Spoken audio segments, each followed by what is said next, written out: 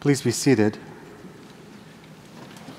Paul writes to the Romans, "You know what time it is, how it is now the moment for you to wake from sleep." Yoshimi Taniguchi was a bookseller on the island of Kyushu in Japan, living a very quiet life. In March of 1974, when he was 63 years old, he received a startling request from the Japanese government. Would he be willing to fly to the remote Philippine island of Lubang, go deep into the jungle, and find the hiding place of a man named Hiro Onoda? During World War II, this bookseller had been a major in the Japanese Imperial Army. In February 1945, when the American forces invaded Lubang and the Japanese army retreated, Major Taniguchi gave Lieutenant Onoda his final orders. He was to gather intelligence on enemy movements and engage in guerrilla warfare. The order said, under no circumstances are you to take your own life. It may take 3 years, it may take 5, but we will come back for you. For almost 30 years after World War II ended, Lieutenant Onoda followed these orders. As part of his guerrilla warfare, he burned down rice silos, set fire to farmland, and even killed some local farmers. Despite the efforts of police and the Philippine military, he evaded capture.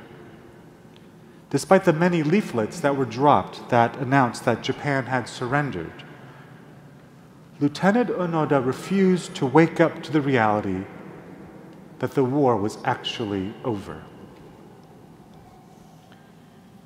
In our epistle reading today, Paul tells the church community in Rome, now is the moment to wake from sleep.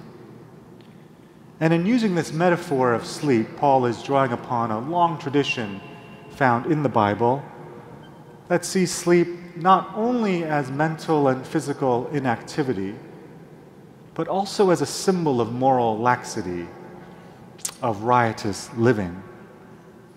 And for Paul, it is time for the Roman Church to wake up from its moral complacency, because the arrival of Jesus is imminent.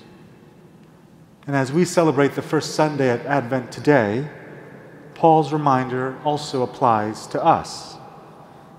Advent is the season when we await the arrival of the baby Jesus. It is also the season when we wait for the second coming of Jesus, when he will bring about a final victory over all the principalities and powers that still rule this world. Jesus is coming, Paul says. It is time to wake up. Yoshimi Taniguchi agreed to fly to the Philippine island of Lubang and talk to his former officer.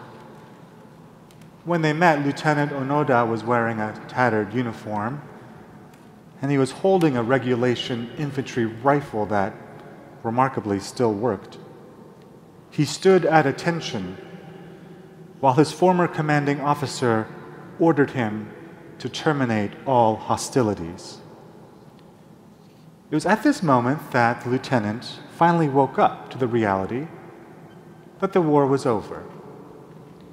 He returned to Japan a hero.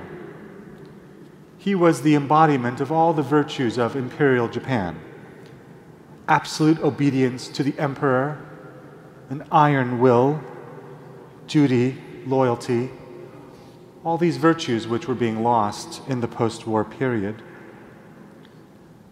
The lieutenant hated modern Japan with its skyscrapers and high-speed trains and technology industry. He moved to Brazil and became a cattle rancher. The comments section to Lieutenant Onoda's obituary in the New York Times are illuminating. Many of them decry the hero's welcome he received in Japan. They decry the admiration for the virtues of Imperial Japan. In fact, many are written by people of Korean heritage, and they talk about how they are still angry about the war crimes committed by the Japanese during World War II. Growing up as a child of Korean immigrants, I am intimately familiar with this anger and anti-Japanese sentiment. It's fair to say everyone in my family was racist against the Japanese people. And growing up in this environment, I confess I too was a racist.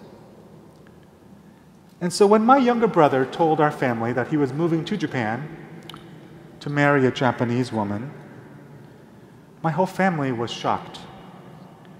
We tried to change his mind. We were in denial. We said it would never last. We were very angry. We said many hurtful things to him about his future wife. And this went on until finally, when he would not change his mind, we were forced to confront our bigotry. We were shaken out of our moral complacency and the easy racism that had bound us together and given us an identity. We were jolted awake to a new reality. It is so comfortable to sleep, to go through life never having our opinions or worldviews challenged. Waking up can feel so jarring, so cruel. Lieutenant Onoda spent 30 years of his life fighting for a country that no longer existed.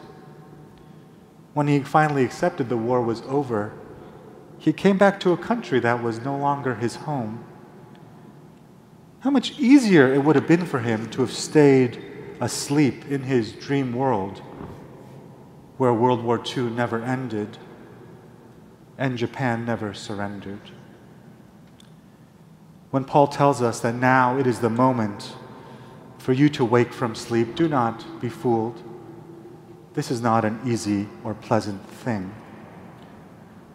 To wake up from sleep means to wake up from our moral complacency, which means it is a kind of death.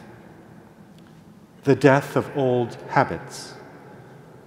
The death of old ways of thinking. The death of never challenged and comfortable opinions. To wake up from sleep means to encounter a world so new, so radically different, that it may not even seem like home. For my Korean family, our anti-Japanese racism bound together otherwise disparate people into a common whole. It would have been so much easier for us to go through life asleep to the dangers of our racism. But my brother's marriage forced us all to wake up. We had to confront a radically different world. A world where deep historical trauma did not excuse our responsibility to attempt reconciliation. A world where loving our enemies was the price of remaining in relationship with family members.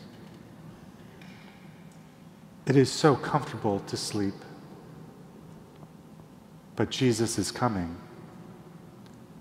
It is time to wake up.